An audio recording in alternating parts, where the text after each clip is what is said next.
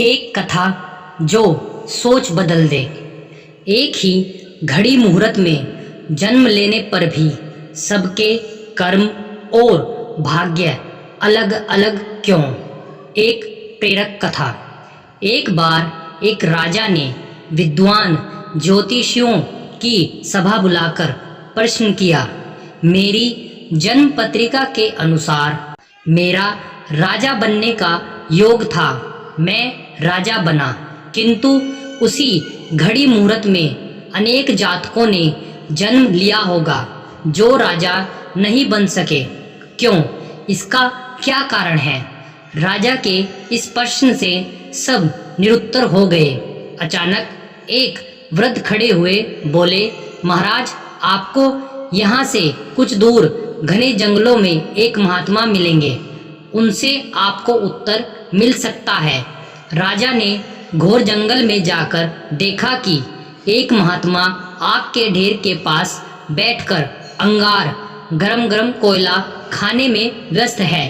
राजा ने महात्मा से जैसे ही प्रश्न पूछा, महात्मा ने क्रोधित होकर कहा, तेरे प्रश्न का उत्तर आगे पहाड़ियों के बीच एक और महात्मा है, वे दे सकते हैं। राजा की जिज्ञासा और बढ़ गई।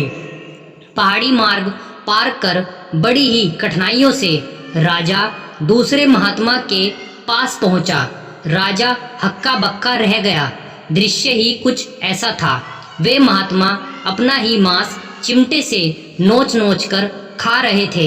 राजा को महात्मा ने भी डांटते हुए कहा, मैं भूख से बेचैन हूँ, मेरे पास समय नहीं है। आगे आदिवासी गांव में एक बालक जन्म लेने वाला है जो कुछ ही देर तक जिंदा रहेगा। वह बालक तेरे प्रश्न का उत्तर दे सकता है। राजा बड़ा बेचैन हुआ। बड़ी अजब पहेली बन गया मेरा प्रश्न। उत्सुकता प्रबल थी। राजा पुनः कठिन मार्ग पार कर उस गांव में पहुंचा। गांव में उस दंपत्ति के घर पहुंचकर सारी बात कही। जैसे ही बच्चा पैदा हुआ, दंपत्ति की नाल सहित बालक राजा के सम्मुख उपस्थित किया।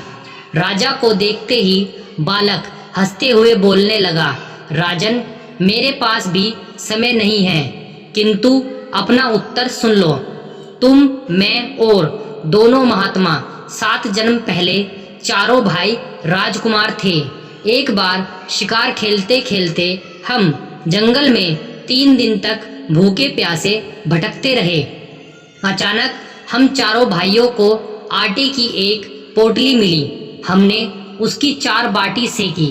अपनी अपनी बाटी लेकर खाने बैठे ही थे कि भूख प्यास से तड़पते हुए एक महात्मा वहां आ गए।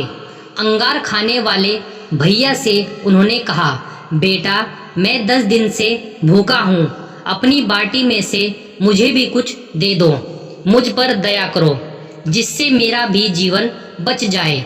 इतना सुनते ही भैया गुस्से से भड़क उठे और बोले, तुम्हें दे दूंगा तो मैं क्या खाऊंगा, आग, चलो भागो यहाँ से। वे महात्मा फिर मांस खाने वाले भैया के निकट आए। उनसे भी अपनी बात कही, किंतु उन भैया ने भी महात्मा से गुस्से में आकर कहा कि बड़ी मुश्किल से प्राप्त ये बाटी तुम्हें दे दूंगा तो क्या मैं अपना मांस नोचकर खाऊंगा। भूख से लाचार वे महात्मा मेरे पास भी आए, मुझसे भी बाटी मांगी, किंतु मैंने भी भूख में धैर्य खोकर कह दिया कि चलो आगे बढ़ो, मैं क्या भूखा मरूं। अंतिम आशा लिए वो महात्मा, हे राजन, आपके पास आए। आपने दया की याचना की। दया करते हुए खुशी से आपने अपनी बाटी में से आधी बाटी आदर सहित उन महात्मा को दे दी। बाटी पाकर महात्मा बड़े खुश हुए और बोले, तुम्हारा भविष्य तुम्हारे कर्म और व्यवहार से फलेगा। बालक ने कहा, इस प्रकार उस घटना के आधार पर हम अपना अपना भोग भोग रहे हैं और वो बालक मर गया।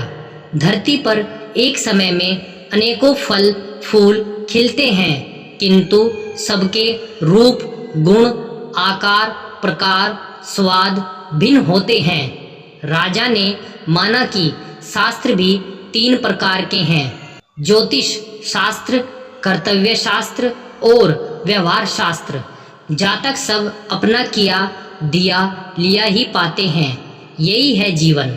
गलत पासवर्ड से एक छोटा सा मोबाइल नहीं खुलता, तो सोचिए गलत कर्मों से जन्नत के दरवाजे कैसे खुलेंगे। दोस्तों, आशा करता हूँ यह कहानी आपको ज़रूर पसंद आई होगी। कहानी के बारे में अपनी राय हमें कमेंट करके ज़रूर बताएं।